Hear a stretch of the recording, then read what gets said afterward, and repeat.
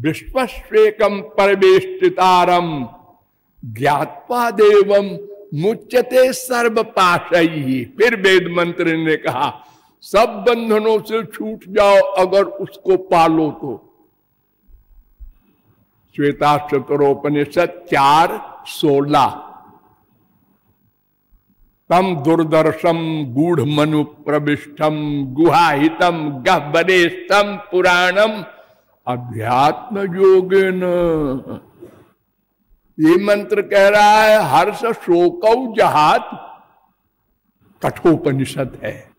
हर्ष और शोक, हर्ष क्या होता है जी? आनंद को भी आप कहते हैं चला जाएगा। हाँ, ये संसारी वस्तु के पाने पर जो हमको आनंद मिलता है ये भी माया है, और जो दुख मिलता है वो तो माया है। ये सात्विक माया है जो संसार का हमको सुख मिलता है रोज। मां से, बाप से, बेटे से, बीवी से, पति से, खाने से, पीने से, देखने से, सुनने से, सूंघने से, रस लेने से। ये शोक और हर्ष, सुख और दुख दोनों खतरनाक है संसार वाला। इसलिए इन्होंने लिखा हर्ष शोकौ। हर्ष और शोक महापुरुष का लक्षण कहा गया है। यो न हृष्यति न द्वेष्टि न शोचत न कांक्षति। जो न तो संसार का सामान पाकर खुश होता है, अगर खुश हुए तो फिर आप मायाबद्ध हैं, अज्ञानी है। बेटा हो गया ढोल बजाओ, खुशी मनाओ। बेवकूफ हो तुम, मूर्ख हो तुम, रोगे है? रोएंगे? अरे बेटा हुआ है। हाँ हाँ, ये जितनी खुशी मना रहे हो उतने ही रोगे जब ये मरेगा, बीमार होगा, कैरेक्टरलेस होगा, जो भी गड़बड़ होगी इसमें तो जितना अटैचमेंट कर रहे हो ना, जितना सुख पा रहे हो उतने दुख पाओगे। देखिए ये फिलॉसफी नोट कर लीजिए आप लोग। जिस वस्तु से जिस व्यक्ति को जितनी मात्रा में सुख मिलता है, उस वस्तु से उसके वियोग में उतनी ही मात्रा का दुख मिलता है। जैसे एक आदमी मर गया, सबसे बड़ा दुख किसको मिला? बीबी को। उसका सबसे बड़ा अटैचमेंट था ना, बड़ा प्यार था, स्वार्थ है ना, इसलिए उससे कम बेटे को, उससे कम दोस्तों को, सबसे कम नौकर को।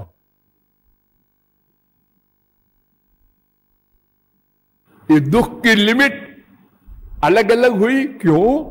इसलिए कि उसके रहने पर सुख की लिमिट भी अलग अलग थी, और उसमें भी अंतर है। किसी स्त्री का बहुत प्यार है पति से तो बहुत दुख होगा मरने पर, और किसी की दुश्मनी है पति से तो मरने पर कहेगा अच्छा हुआ अब यार के साथ चले जाएंगे।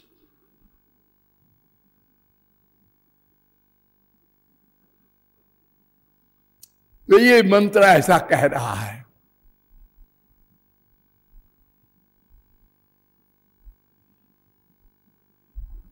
उपासते पुरुषम ये यकामास्ते शुक्र में तदति बर्तंति धीरा।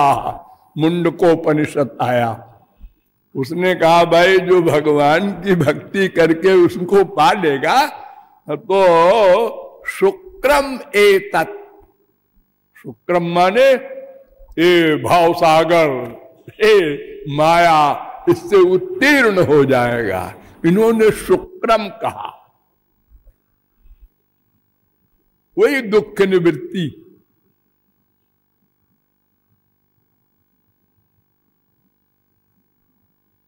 अजम ध्रुवम सर्वतत्वैर विशुद्धम ज्ञात्वा देवम मुच्यते सर्वपाशैः। श्वेताश्वतरोपनिषद 2:15। ये भी कह रहे हैं पाशों से, बंधनों से छूट जाओगे, उसको पालोगे तो।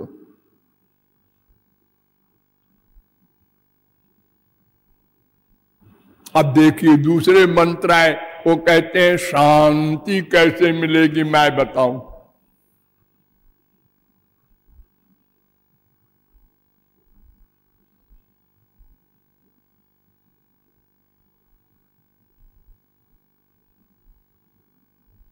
नित्यो नित्यानाम चेतन चेतनानाम एको बहूनाम जो विदधाति कामान तमात्मस्थम येनु पश्यन्ति धीरास्तेषां शांति शाश्वती नेतरेषाम्। कठोपनिषद 2:13। विश्वसेकं परवेष्टितारं ज्ञात्वा शिवम शांतिमत्यंतमेति। श्वेताश्वतरोपनिषद 4:14।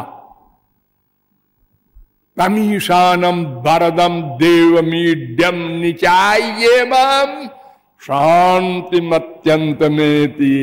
श्वेताश्वतरोपनिषद 4:11। ये अपना शांति शब्द का प्रयोग कर रहे हैं, मतलब वही है। अब देखिए रसो वै सह रसग्वम हे वायम लब्ध्वा नंदी भवति। आ गए आनंद पर। तैत्तरीयोपनिषद 2:7। जो उसको पालेगा आनंद को, वो आनंद युक्त हो जाएगा। ये बड़ा बढ़िया मंत्र है। भगवान नहीं कह रहे हैं, ये कह रहे हैं वो आनंद है, उस आनंद को जो पालेगा आनंद युक्त हो जाएगा। अरे धन को पालेगा धनी हो जाएगा, विद्या को पालेगा विद्वान हो जाएगा।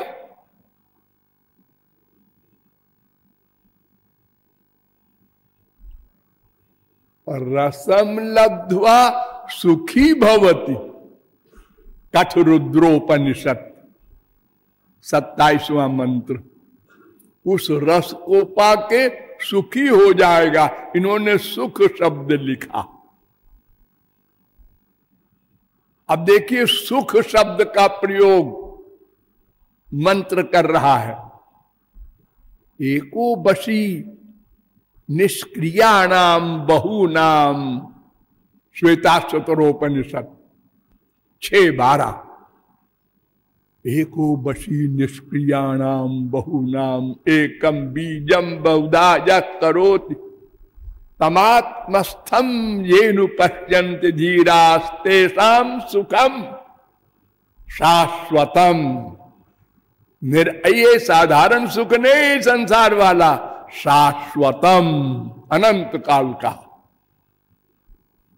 अब कठोपनिषद आया, उसने कहा एको बशी सर्वभूतांतरात्मा एकम रूपम बहुधा यः करोति तमात्मस्थम येनु पश्यन्ति धीरा तेषां सुखम शाश्वतम नेतरेषाम्। जो अंदर बैठा है उसको जो कोई जान ले, पा ले, उसको अनंत काल का अनंत मात्रा का सुख मिल जाए। अस्तु संक्षेप में समझ लीजिए, तमाम वेद मंत्र अलग अलग शब्दों का प्रयोग करते हैं। ऐसे ही हमारे संसार के लोग भी, हमारे फिलॉसफर्स लोग भी अलग अलग शब्दों का प्रयोग करके कहते हैं नहीं हम तो मुक्ति चाहते हैं, नहीं हम तो दुख निवृत्ति चाहते हैं। अरे सबका मतलब एक ही है। वो भोलेपन में तुम कोई शब्द बोलो। हाँ, तो हम जो सब एक बिना किसी के सिखाए पढ़ाए, ये भी आश्चर्य देखो। संसार में दो आदमी के अंगूठा निशान नहीं मिलते, और इतना वैचित्र है ब्रह्मा की सृष्टि का। अरे आए दिन करोड़ों अरबों आदमी है, किसी की शक्ल नहीं मिलती।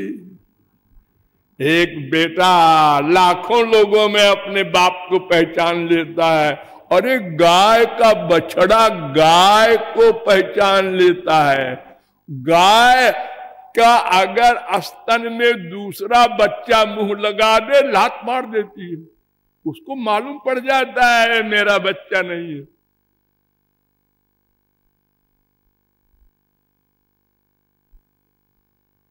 सब अलग अलग शकल,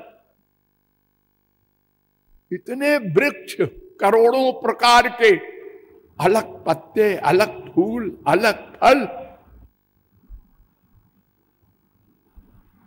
बनाने वाला कहीं नहीं दिखता, ये अपने आप सब बन गया। एक महोदय बोले प्रकृति से बन गया। प्रकृति क्या होती है? नेचर। नेचर क्या बनाया है? कोई पदार्थ है वो?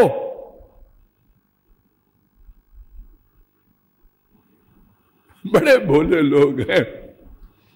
अरे अपने आप बन गया।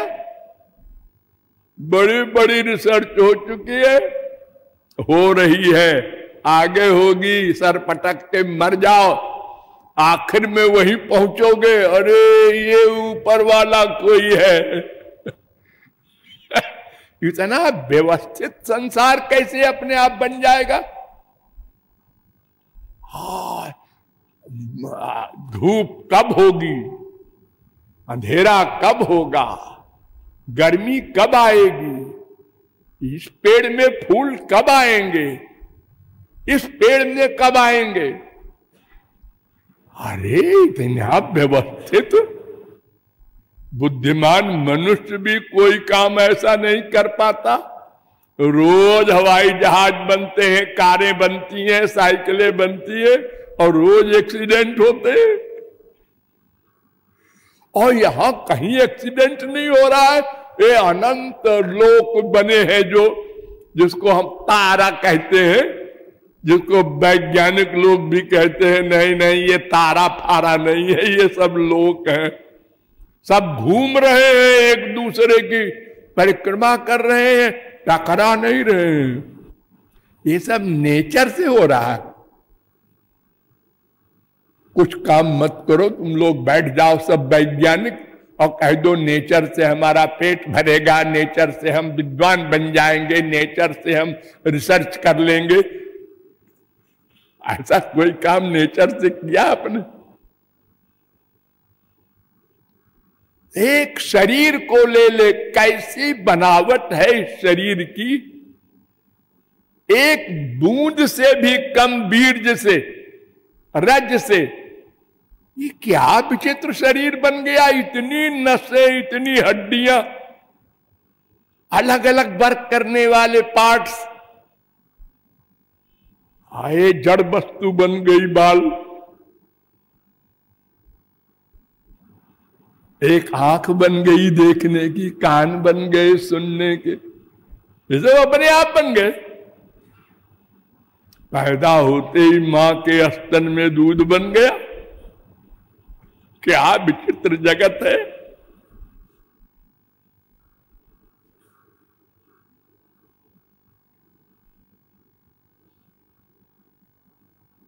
तो हम जब इस संसार को नहीं जान सकते तो भगवान को क्या जानेंगे। हमारी बुद्धि तो नीचे है आत्मा के भी, और भगवान तो आत्मा से भी परे है। इंद्रियाणि पराण्याहु इंद्रियेभ्य परम मनः मनसस्तु परा बुद्धिर जो बुद्धे परतस्तु सा। गीता 3:42 वेद कहता है, इंद्रिय परार्थार्थे व्यक्ष परम मनः मनसस्तु परा बुद्धिर बुद्धिरात्मा महान परा महता परम अव्यक्त अव्यक्तात् पुरुष पर।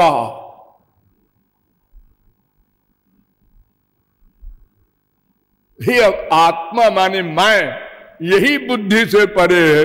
फिर मेरा जो है वो तो अंशी है, उसको कौन जानेगा। बुद्धि की गति नहीं, माइक है। इसलिए वेद कहता है ये तो वाचो निवर्तन्ते अप्राप्य मनसा सह। हे इंद्रिय मन बुद्धि कुछ दूर जाके लौट आती है, हम नहीं जानते भाई। अगर किसी ने कहा हम जानते हैं तो तुम ऐसे ही मूर्ख हो जैसे कोई अनंत गहरे पानी में, समुद्र में 2 फुट का पैमाना डाले और कहे देखो भाइयों समुद्र की गहराई 2 फुट, देख लो। सब बेवकूफ मान गए। एक 3 फुट पैमाना लेकर आया, उसने कहा देखो वो 2 फुट वाला बेवकूफ था, 3 फुट है। ये वैज्ञानिक यही कर रहे हैं। रिसर्च किया 50 वर्ष पहले, ये संसार ऐसे बना और आगे बढ़े। नहीं नहीं नहीं नहीं, ये गलत कर गए, कह गए हम लोग। ऐसा नहीं, ऐसा बना, ऑक्सीजन हाइड्रोजन से बना। नहीं नहीं नहीं नहीं, ये भी गलत है, इलेक्ट्रॉन प्रोटॉन से बना। नहीं नहीं नहीं नहीं, ये भी गलत है, एक न्यूट्रॉन है। रोज बदलते जा रहे हो।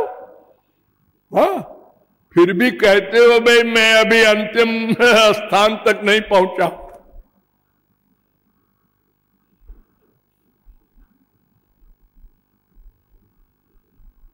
तो हम सब जीव यानी मैं इंद्रिय मन बुद्धि से परे है, इसलिए कोई नहीं जान सकता मैं कौन।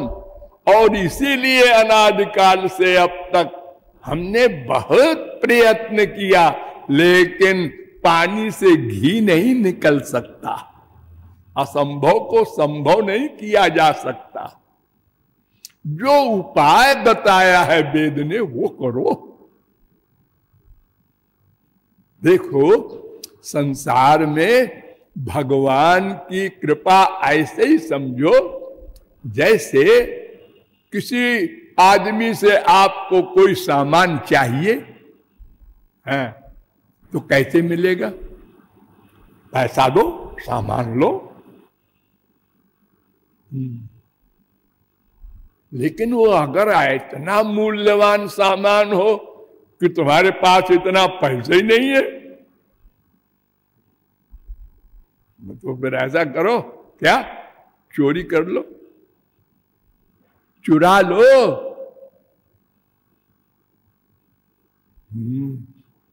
लेकिन वो सर्वांतर्यामी है, तुम चुराने की प्लानिंग करोगे वही नोट हो जाएगा और फिर तुम चुराओगे कैसे?